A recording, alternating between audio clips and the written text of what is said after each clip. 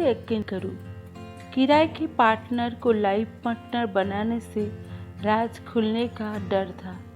रिमझिम के लिए फैसला मुश्किल था। तुमने रेस्टोरेंट में क्यों बुलाया? मुझे लगा था कि सीसी ने अपनी बात अधूरी ही छोड़ दी और उसे देखने लगा। कहीं और क्यों बुलाती?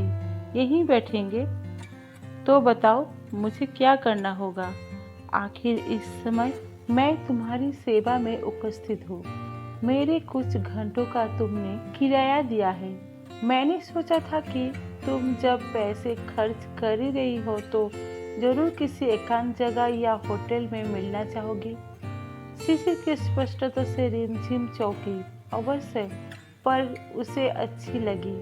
उसकी ये सब गोई उसे ऐसे ही लोग पसंद है जो घुमा फिरा कर बात नहीं करते।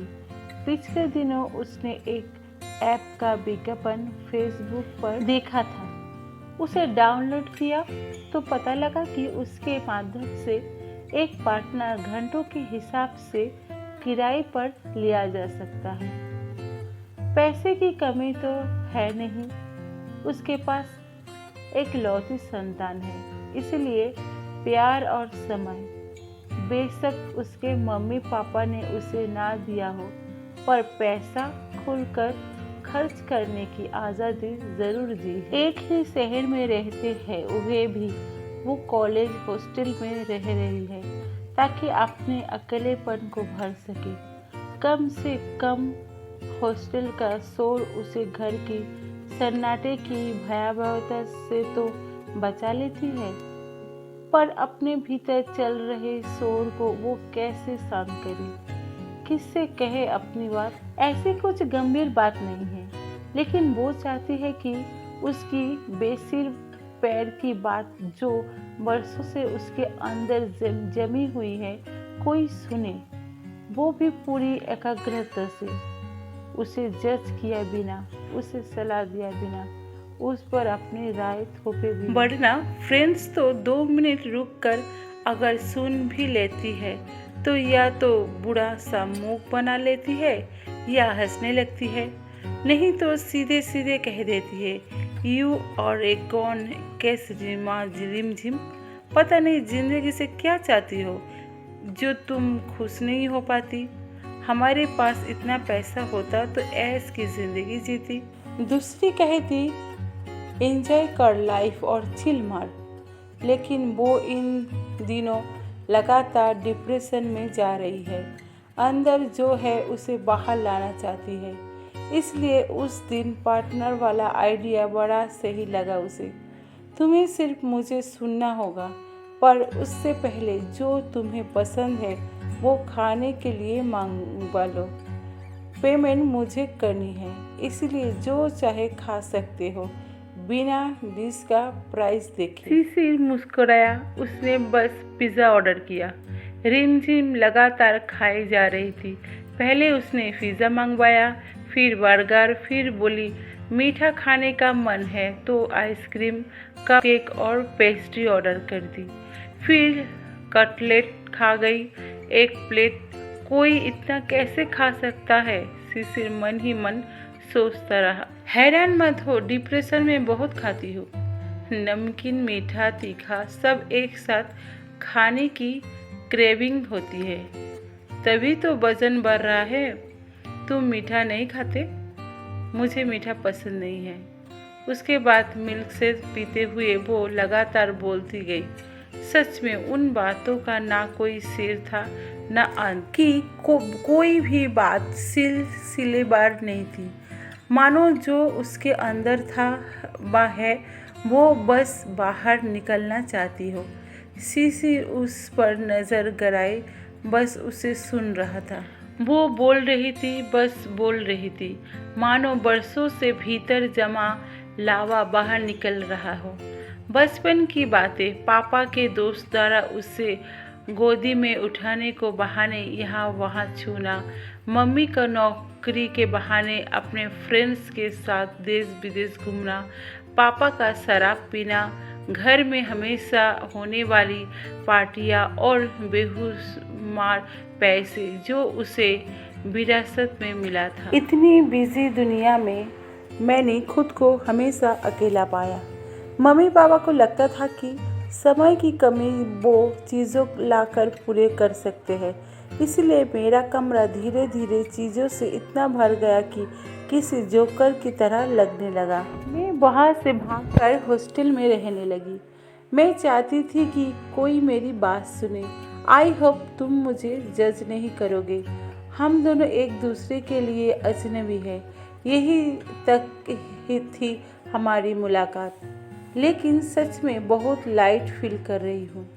लाइफ में कोई तो ऐसा होना चाहिए जो जीवन आपको अच्छा बुरा कहे, बिना आपकी कमियां ढूंढे, सिर्फ आपको सुने।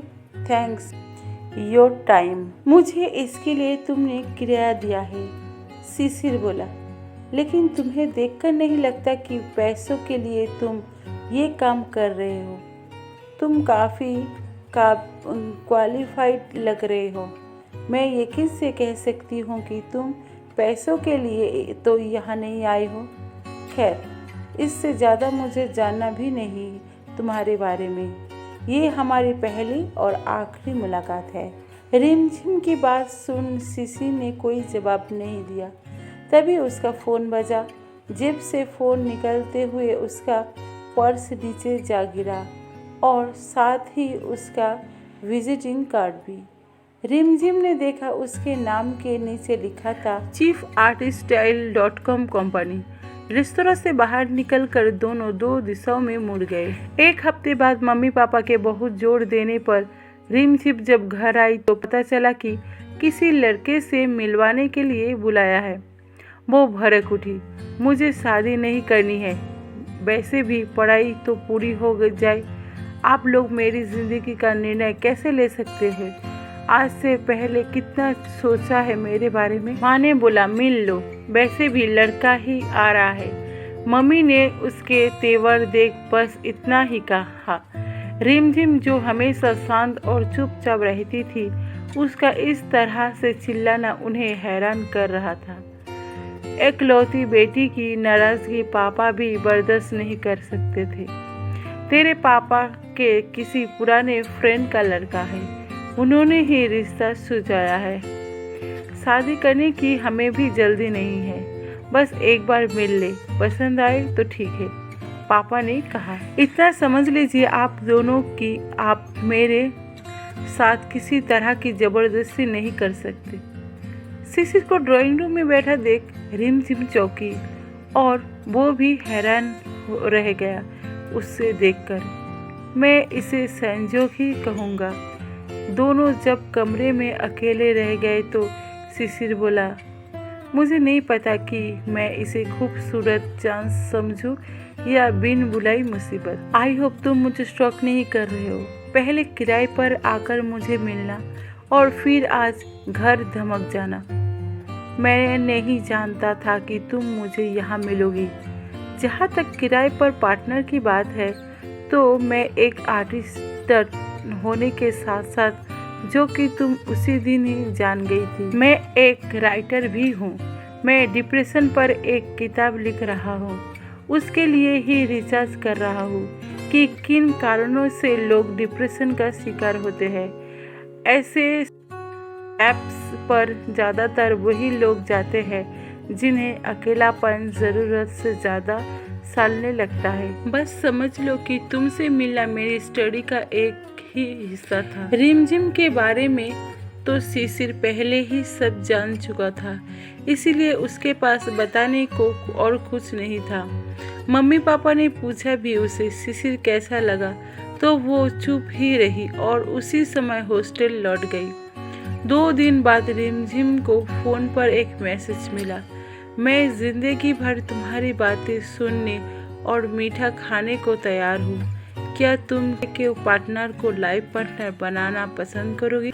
आज तक की कहानी यहीं पर ख़त्म होती है। दोस्तों, अगर आपको आज की कहानी पसंद आती है तो एक लाइक करना ना भूलें। देखने के लिए दिल से धन्यवाद।